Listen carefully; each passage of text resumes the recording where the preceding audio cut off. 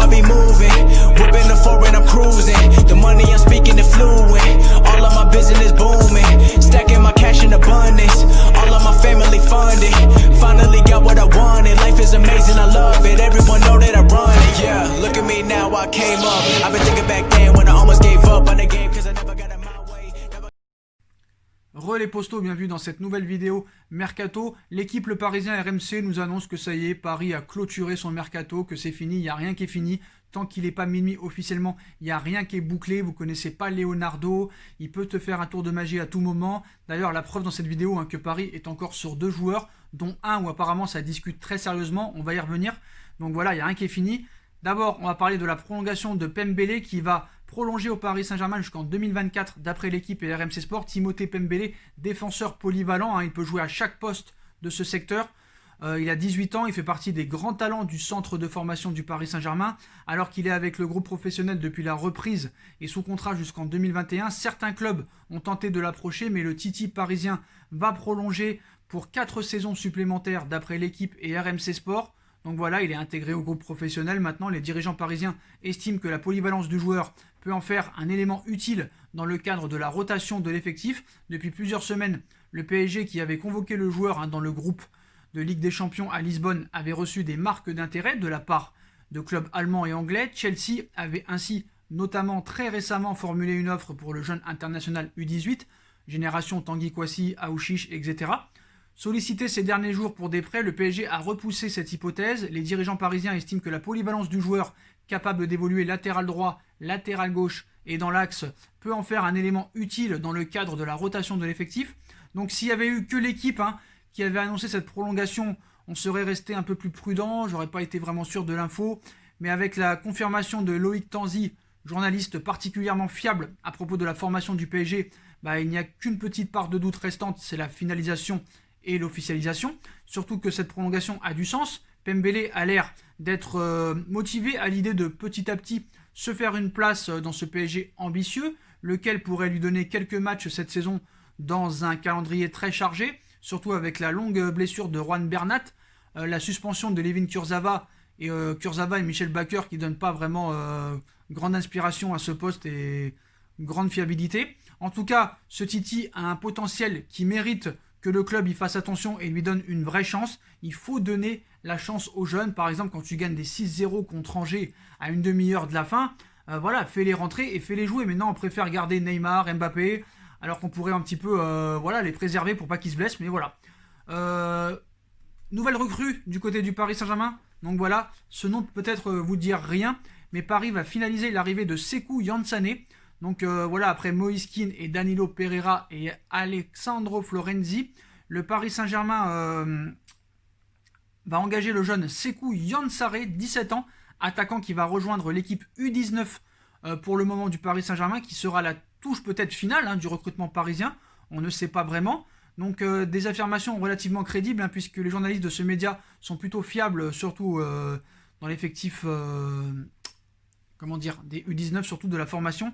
Donc des affirmations relativement crédibles, puisque les journalistes de ce média sont plutôt fiables et surtout aucune signature pour l'effectif professionnel ne semble être en train pour l'instant de se dessiner. À voir, on reste tout de même prudent, car le mercato peut être surprenant et sa dernière journée assez folie. Néanmoins, il est bien pensable que Yansare soit peut-être le dernier joueur à signer au Paris Saint-Germain pour cet été, marqué par un budget coupé par la crise. Pour l'instant, Paris semble tout de même s'en sortir avec un effectif tout à fait intéressant. Mais voilà, pour revenir à cette recrue, c'est un joueur de 17 ans, donc Sékou Yansane va rejoindre le Paris Saint-Germain, attaquant de Dijon.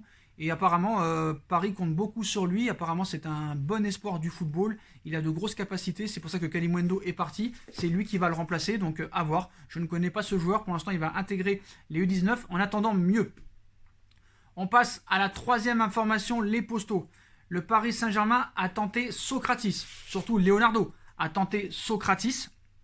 Actif dans les dernières heures du mercato, le PSG souhaitait absolument recruter un défenseur central pour remplacer Thiago Silva et a prospecté sur diverses pistes, vous le savez, après avoir essayé Koulibaly et Milan Skriniar. Malheureusement, Paris a essuyé les refus de ces deux clubs. Leonardo a travaillé ce lundi la piste menant à Socratis, 32 ans, joueur grec d'après Téléfoot, mais là encore, le dirigeant parisien s'est heurté à un refus d'Arsenal car les Gunners, qui ne s'opposent pas au départ du Grec avant la fin de son contrat en juin 2021, veulent seulement un transfert sec et non un prêt, même avec une option d'achat. À moins d'un rebondissement dans les dernières heures, le mercato parisien pourrait être terminé, mais non.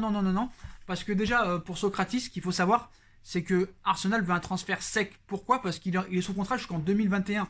Donc il ne peut pas y avoir d'option d'achat, vu que dans un an, il sera en fin de contrat avec Arsenal, donc libre de s'engager avec n'importe quel club.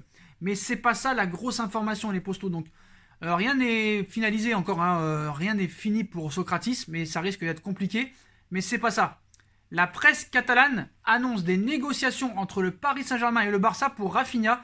Le PSG tente d'attirer le milieu de terrain du Barça avant la fin du mercato. C'est une drôle d'information que vient de dévoiler Mundo Deportivo en cette soirée de lundi. Selon le média catalan, le Barça serait en train de négocier le départ de Rafinha Alcantara pour un club, et ce club c'est le Paris Saint-Germain. Les deux écuries seraient en train de discuter d'un transfert du milieu de terrain hispano-brésilien de 27 ans qui plairait beaucoup à Leonardo.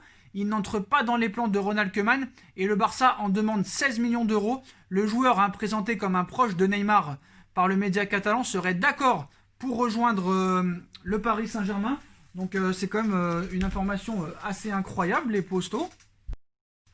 Le Barça est prêt à revoir ses prétentions à la baisse. Le champion de France tente lui tout de même de faire baisser le prix de l'opération et le club catalan serait prêt à faire des concessions sur le plan financier et baisser ce prix à 16 millions d'euros qui avait jusqu'ici été exigé aux prétendants du frère de Thiago Alcantara. Une information surprise, puisque plusieurs médias annonçaient que le mercato du club francilien était fermé. Il n'y a rien de fermé tant que ce n'est pas officiellement minuit. Voilà. Donc souvent blessé, c'est ça le problème. Souvent blessé lorsqu'il a eu des opportunités de jouer sous la tunique barcelonaise ces dernières années. Le joueur formé à la Masia sort cependant d'une très belle saison en prêt au Celta Vigo. D'ailleurs, il avait été aussi prêté à l'Inter de Milan, mais là aussi, il n'avait pas trop joué. Mais il a fait une saison complète cette saison avec le Celta Vigo.